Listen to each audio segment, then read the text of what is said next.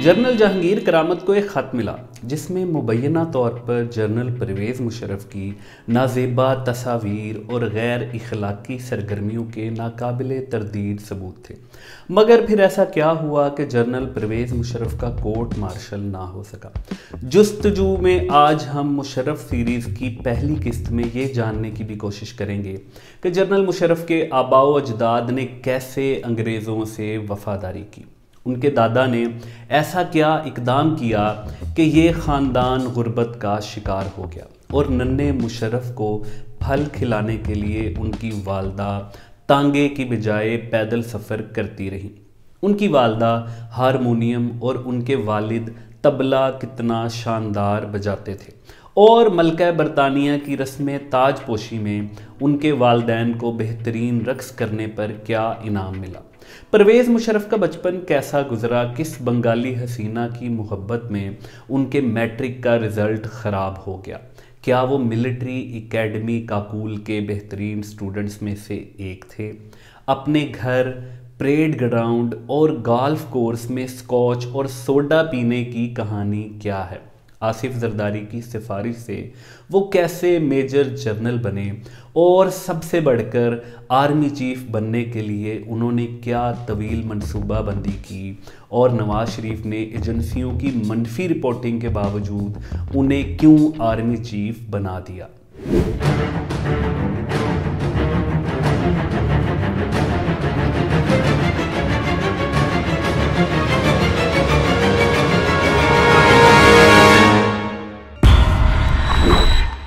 इंसानी तारीख की सबसे बड़ी हिजरत हो रही थी जब क़याम पाकिस्तान के वक्त जनरल परवेज़ मुशर्रफ के वालिद मुशर्रफुद्दीन अपने वतन की तरफ सफ़र कर रहे थे।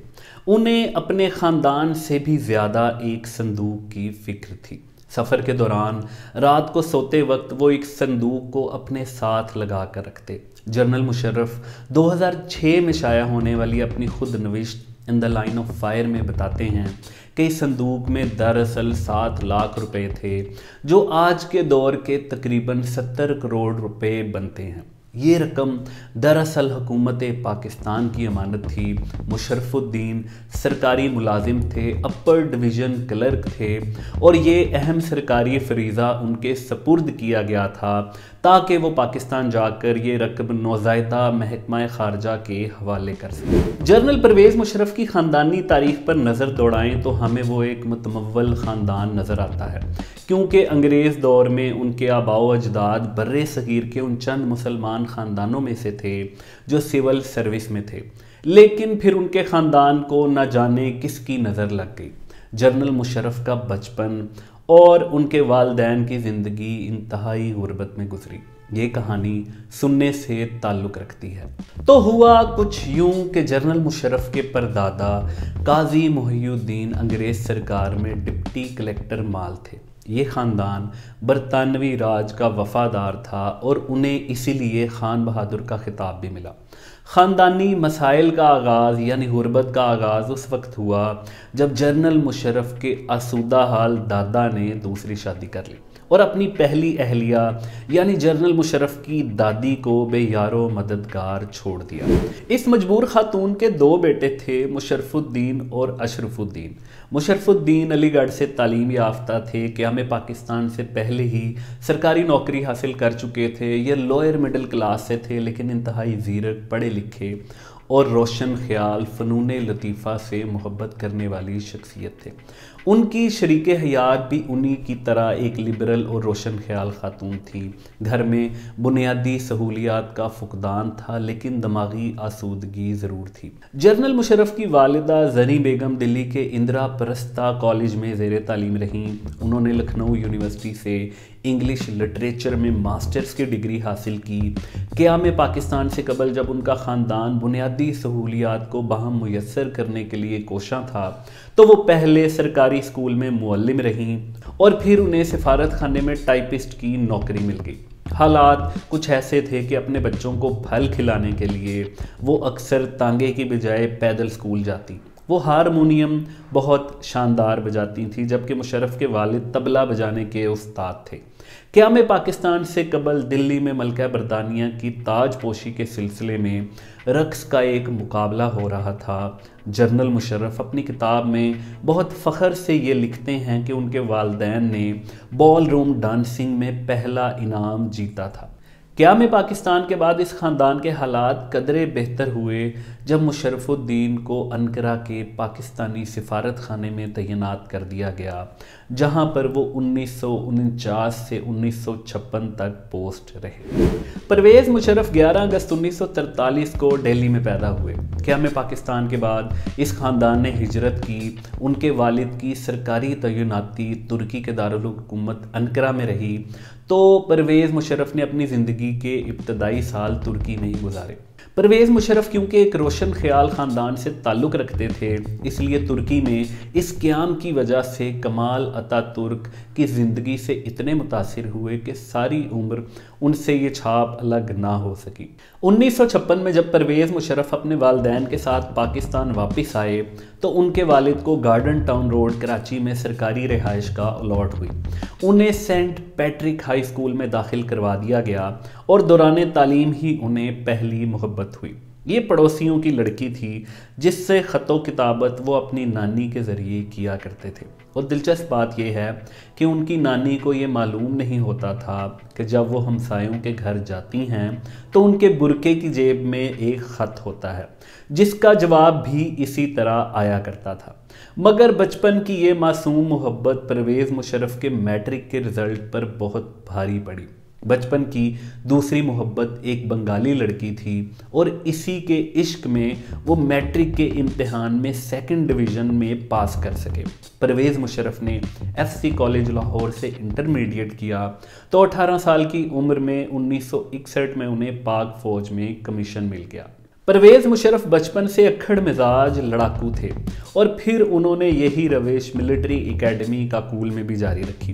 وہ خود کو ایک قابل سٹوڈنٹ کہتے تھے۔ اپنی کتاب ان دا لائن آف فائر میں لکھتے ہیں، میں 10 تلوار برداروں میں سے ایک تھا۔ اگر میں لاپرواہ اور غلط قسم کے احکامات پر اعتراض کرنے والا نہ ہوتا تو غالباً میرے نتائج اس سے بھی بہتر ہوتے۔ میں کافی خراب نظم و ضبط والا نوجوان تھا، جھگڑالو اور غیر ذمہ دار۔ میں ان 4 امیدواروں میں سے تھا جن میں سے ایک سینڈ ہرسٹ انگلینڈ جانے کے لیے نامزد ہونا تھا، اور ہم 4 میں سے علی کلی خان کا انتخاب ہوا۔ جبکہ جنرل ریٹائرڈ علی کلی خان جنرل پرویز مشرف کے اس دعوے کی مکمل طور پر نفی کرتے ہیں۔ مسلم لیگ نون کے رہنما صدیق الفاروق اپنی کتاب سرخرو کون میں جنرل ریٹائرڈ علی کلی خان سے گفتگو کا حوالہ دیتے ہوئے لکھتے ہیں کہ PM میں کاکول نے 4 نہیں 5 کیڈٹس کو منتخب کر کے ان کے نام GHQ بھیجے تھے۔ ان میں پرویز مشرف کا نام شامل نہیں تھا۔ جن 5 کیڈٹس کو منتخب کیا گیا ان میں شبیر شریف، افضل ملک، خالد نواز، ظہور آفریدی اور علی کلی خان تھے۔ علی کلی خان نے سارڈ آف آنر حاصل کی اور 29ویں PM میں لانگ کورس میں پہلی پوزیشن حاصل کی۔ پرویز مشرف کی کارکردگی انتہائی خراب تھی اور وہ 11ویں نمبر پر تھے۔ حقیقت دراصل یہ تھی کہ ملٹری اکیڈمی کاکول میں اور بعد ازاں فوجی زندگی کے دوران انہیں کئی بار حکم کی تعمیل نہ کرنے، لڑنے جھگڑنے پر سزائیں دی گئیں۔ ایک بار تو چھٹی کی درخواست منظور نہ ہونے پر وہ چھانگا مانگا سے 8 روز کے لیے کراچی اپنے گھر آ گئے۔ ان کے کورٹ مارشل کی تیاریاں ہونے لگیں، مگر 1965 کی جنگ چھڑ جانے کی وجہ سے معاملہ رفع دفع ہو گیا۔ وہ اپنی کتاب ان دا لائن آف فائر میں لکھتے ہیں، میرے چیف آف آرمی سٹاف بننے کے بعد میرے ملٹری سیکٹری نے مجھے میری ملازمت کے زمانے کی دستاویزات دکھائیں اور شرارتاً کہا کہ میں ان کا نظم و ضبط والا حصہ دیکھوں۔ واقعی وہ آنکھیں کھول دینے والا اور سرخ روشنائی سے لکھے ہوئے تبصروں سے بھرا ہوا تھا، لیکن اچھی بات یہ تھی کہ مجھے کبھی غیر اخلاقی حرکتوں کی وجہ سے سزا نہیں ملی۔ پاکستان کی تاریخ میں general retired Zia Uddin but وہ منفرد آرمی چیف ہیں جو صرف 3 گھنٹے تک اس منصب پر فائز رہے۔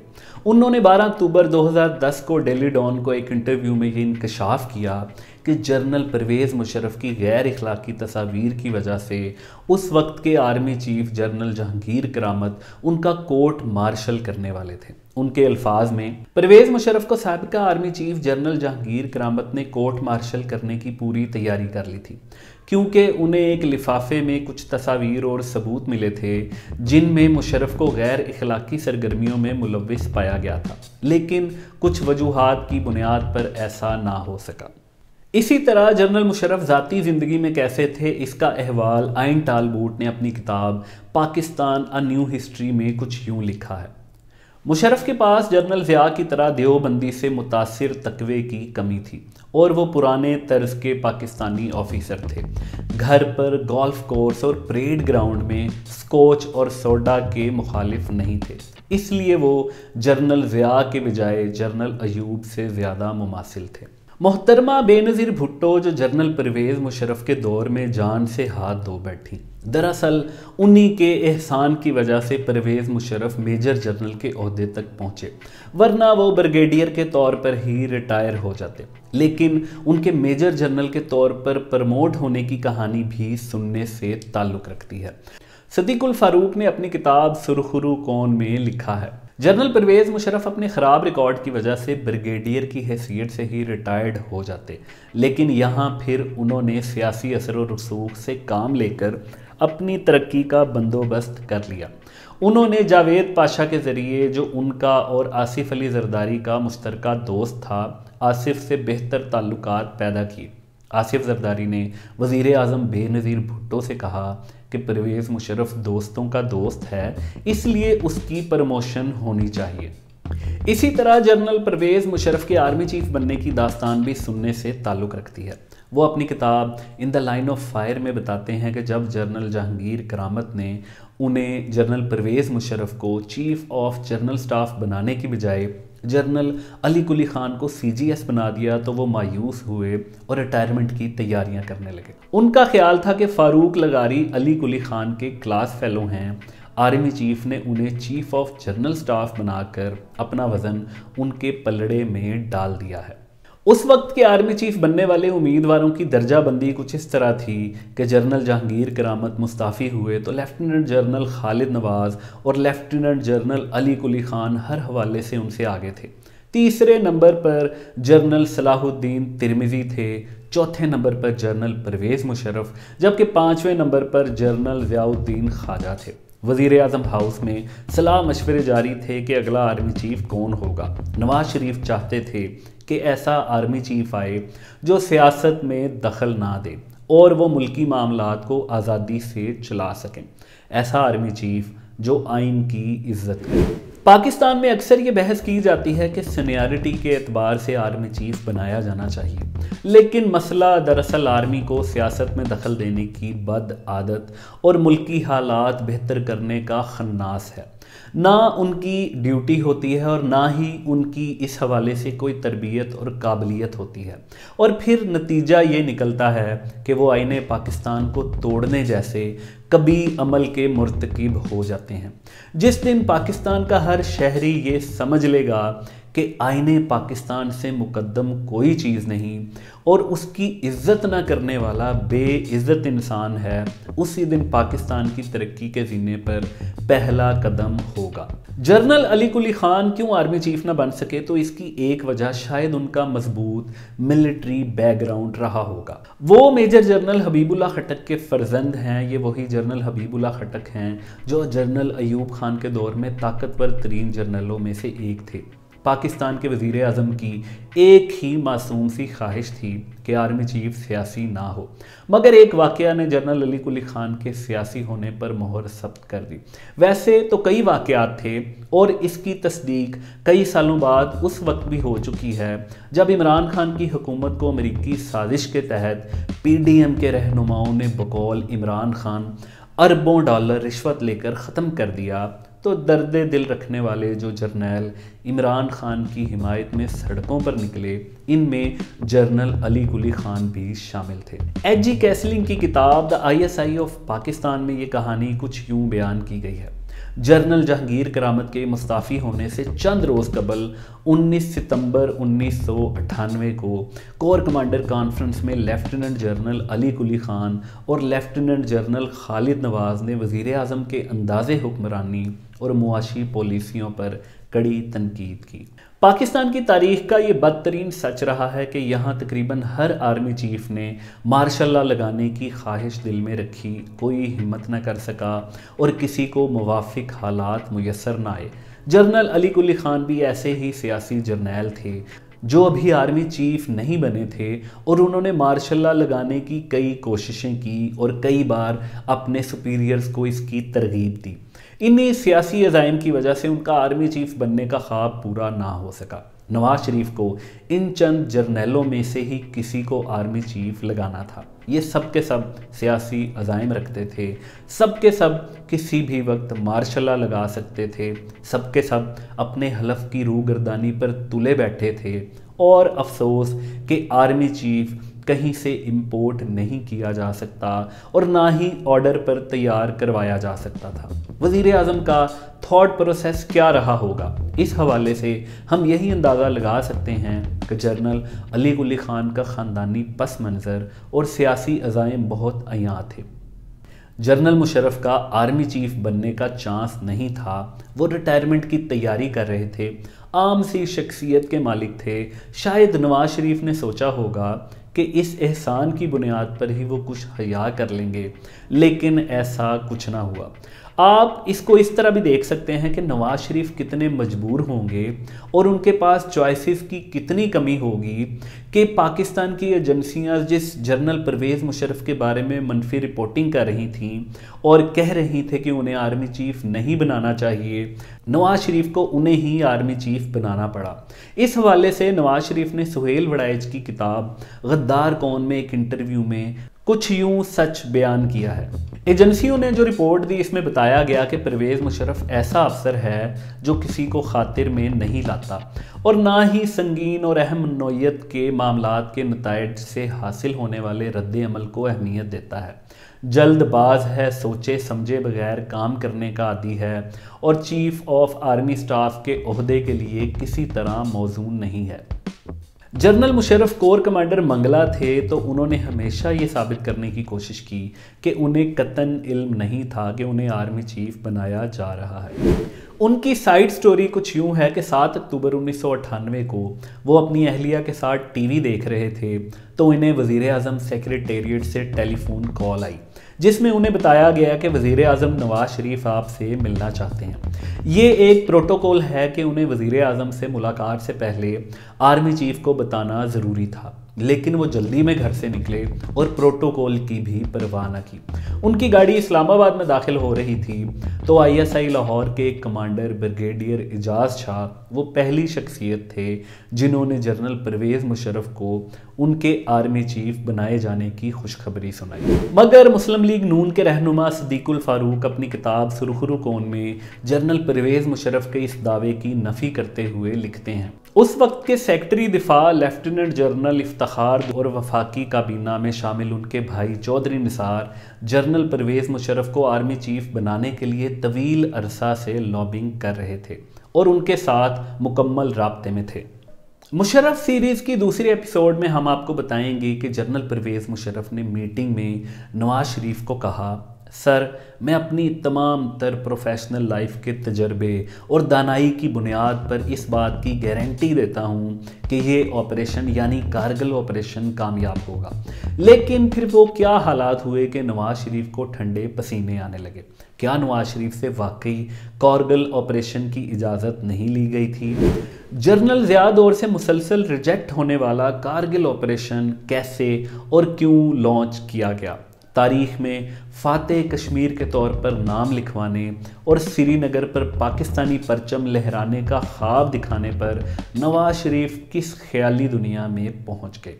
کارگل آپریشن شروع کرنے والے 4 جرنیل جنرل مشرف، جنرل عزیز، جنرل محمود اور جنرل جاوید حسن کیا جھوٹ بولتے رہے اور کن غلط فہمیوں کا شکار تھے؟ اور سب سے بڑھ کر وزیر اعظم نواز شریف اور پاکستان کی تباہی کا آغاز کیسے ہوا؟